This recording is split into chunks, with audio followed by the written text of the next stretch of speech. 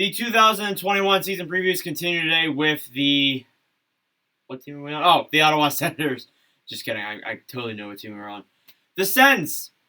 They're a rebuilding team. They're kind of getting the final pieces together to become an actual playoff, maybe even Stanley Cup contender in the next couple of years. They're really just in the late stages of that rebuild, and they're just trying to finish it off. So obviously, this season is going to be another one of those. You could be questioning. Well, some people think they're going to make the playoffs. Some people think that no, that making the playoffs is out of the picture entirely. There's no way that happens. It really depends on how you look at this lineup. But anyways, if you are new to the channel and if you have not already subscribed, please make sure to do that. I would really appreciate it as we were trying to get to 1,000 subscribers by the end of this year. We're only 27 away, if I'm not mistaken. 27, I think, is the right number. So, yeah. If you can subscribe, I really do appreciate it. And let's get on into the video. So, in regards to the Ottawa Senators last season, to be honest, for a team that they were in the division that they were in, they actually did pretty well. They had a 23, 28, and 5 record for 51 points. They were 23rd in the NHL overall. That's pretty good. I mean, for a rebuilding team, for a team that, it's still developing their players like Titkok, they're still developing their prospects like Stützle, Sanderson, you got guys developing, obviously. But, when I look at that, I say that's a pretty good record. I mean, especially in a division with the Toronto Maple Leafs, the Montreal Canadiens, the Vancouver Canucks, the Winnipeg Jets, and Connor McDavid and the Edmonton Oilers. That's a pretty good place. That's a pretty good record to stand by. And they were always the team that was just like, they weren't in contention, but they were screwing over other teams. Like they beat Toronto a bunch of times. They screwed over Vancouver a couple times. They screwed over Edmonton in them trying to push for first. They beat Winnipeg a couple times. They beat Montreal a couple times. They beat Calgary a couple times. They were really just screwing over teams in them making the playoffs, which I thought was kind of funny because, these teams are contending and then you're losing to a rebuilding team in the Senators. So obviously, I was pretty entertained by that, and I've obviously been rooting for them.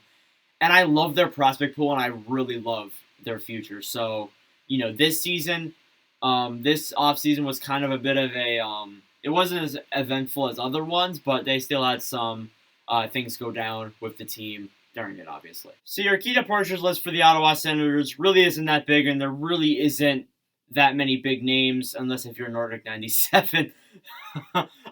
So in their key departures, they lost Joey Daccord to the Seattle Kraken. A very solid young goaltender. I liked him. I love seeing him perform for this Sens team during this season. He got injured a little bit, but he still played well, and I'm really excited to see how he's going to do with, the new Seattle Kraken. And him leaving the Sens obviously hurts because the biggest question heading for the Sens team is the goaltending. That is the largest question. Everything else is okay. The offense is good. The Tkachuk thing, we'll get into that later, but, the offense is good. The defense is all right. The goaltending was a bit scary, and Joey Daccord and Philip Gustafsson were really the only two goalies this season who played for Ottawa besides Forsberg, Murray. They played a bunch of guys that look solid, and, of course, Daccord's gone, and Gustafsson, it's a question still as if he's going to, make it. So, it's a big question regarding that, but it still sucks to see him go. They also lost Derek Stepan. It's unfortunate, but, he's in Carolina now, so he's going to have a chance at a cup, kind of. They also lost Michael Amadio, some depth, Matthew Pekka, and Ryan Dzingel as well, if I'm not mistaken. So, Dzingel, he's had his time with Ottawa, but he's moved on to Arizona now, so he can suck in the rebuild. But, yeah, Dzingel, it sucks, but, the departures weren't really that bad, to be honest. And, I mean, the arrivals really weren't as good either. This wasn't really and like I said, it wasn't really a eventful offseason of sorts for the Senators, to be honest. So that being said, in the key arrivals sector, you have a couple depth guys. So they signed Scott Sabourin, however you say it. I'm going to mess up names now. It's like how I messed up Alexander Ballet in the Tampa preview. Scott Saborin, whatever. Dylan Hetherington as well was acquired. Cole Sherwood, Pontus Aberg, Andrew Agozzino. Not really that big of names. And then, of course, I'd say the biggest name out of all those guys is probably Michael Del Zotto. Generally, Del Zotto is probably the one guy that's really going to make a big impact in this lineup, looking at the Senators' defense right now. So, he's really the only big guy that I see there, making a genuine impact. Apart from that, most of those guys are just depth, and we probably won't even see them that much, if at all, this coming season. So it's not that big of a deal. But getting Del Zotto is obviously a good move because Del Zotto, I thought he played well in Columbus, generally. And for a bad Columbus team, he did do pretty well. I mean, he's not the Del Zotto he used to be with Philadelphia and all those areas. But I still think that Del Zotto is still a solid. He can play second pairing, he can play third pairing, or he can be just a depth option if you need him. But I think he's a pretty solid defenseman nonetheless. So let's move on to those projected lineup. This could get interesting. So starting off with that top six, you have Brady Tkachuk, Josh Norris, and Drake Batherson. Then you have Tim Stützle, Shane Pinto, and Colin White. Now, this is granted that they don't make a trade for a second-line center. I've seen Monahan as an option for them. I've seen Tomas Hertl as an option for them. I've seen a couple guys pop up for the Sens in trade talks. But looking at this roster here, I'm going to say that's their top six right now, unless if they go out and get someone. But I think that's a solid top six. It's actually a pretty young top six, too. Tkachuk, Norris, Batherson, all very young. Stützle, Pinto, and White, they're all also very young. So it's a very young and it's a very solid top six. So, it looks interesting. It looks pretty good. And I think it has the goal scoring. It has, obviously the goal scoring in Norris, Tkachuk, those guys. It has the grit in White, and it has, the youth, and, most of that top six. So it's a very solid top six. As for their bottom six, you have Connor Brown, Chris Tierney, and Watson. Then you have Formenton, Paul, and Sherwood. Notice how I don't have Logan Brown in there. I don't have Logan Brown in there because right now it looks like he's going to be going to Sweden. Now, when a signing happens, I'll cover it, but right now it looks like he's headed off to Sweden, and he's not going to play with the Sens this season because he wants out of Ottawa, which I don't know why you would want out of Ottawa because they're heading towards a rebuild. Like, whatever, I don't understand these people. But anyways, that bottom six is solid. Chris Tierney still in that roster. He's probably going to be used as a trade bait for a little bit there. You could see him get dealt at the deadline, possibly. You have solid youngness in Connor Brown. Formenton's also solid as well. I've always liked Nick Paul. Watson's solid, and of course Sherwood is a new acquisition for that lineup. So,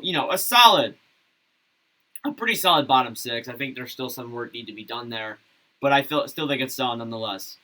As for their blue line, the first pairing for me is Thomas Chabot and Nikita Zaitsev. Then you have Artem Zub and Eric Brandstrom. Then you have Nick Holden and Michael Del Zotto. Then you have Victor Meat, as I said last year, and Josh Brown. Then you have Jacob Bernard Docker as another fill-in guy there. So let's go pairing by pairing. Chabot and Zaitsev. Chabot, probably the best defenseman on the Sens. Very underrated. Definitely deserves some more recognition. Zaitsev also as well. I think he deserves more recognition too. Then, of course, you have Artem Zub and Brandstrom, a very solid, very young pairing there. Zub, he deserves way more recognition. He is a very good defenseman. And then, of course, for that third pairing, you have Holden and Del Zotto. As I said, Del Zotto, he can play third pairing. He can be a fill-in. He can play second pairing at most. But, he's still a solid defenseman nonetheless. And I do think that probably at the start of the season, Victor Mete may take over Holden there. But I think that right now, just by looking at it, I think Holden takes over Mete by a little bit there. And then, of course, you have Brown and Docker as, those fill-in guys, those extra guys to play for, the Sens. So their defense is solid as well. I like their top four, and I honestly do like their third pairing as well. So I am fairly optimistic to see how they're going to do. As for the goaltending, it's going to be a bit of a question because it's going to change. It's absolutely going to change. They have Matt Murray and Anton Forsberg, according to Cap Friendly, as the 2 goalies right now. But I know Gustafsson is going to get time there, so I put Gustafsson in that area as well. So, I mean, yeah, there you go. That's their goaltending. Gustafsson will probably play the majority of the games, to be honest, although Murray will play some, Forsberg will play some, and some random guy will probably get claimed off of waivers because that's what happened last year and come in. So it's obviously going to be interesting what they do with this. I like the team that they have right now. I think that some things that need more work is the bottom 6 and the goaltending, obviously. Gustafsson needs a backup, and we need to see legitimately, because Gustafsson has not played enough, we need to see legitimately if those 9 games that he played were a fluke or he's actually going to be, a key player in the Sens team. And time for my final question regarding the Sens. Do they make the playoffs? It's touchy with me. Like I want to say they can. I mean, it's definitely possible. They obviously can. But when I look at the teams ahead of them, there's Toronto, there's Boston, there's what can I think? Montreal, there's Florida, there's Tampa. That's 5 teams right there. And then there's Sens, Detroit, and Buffalo.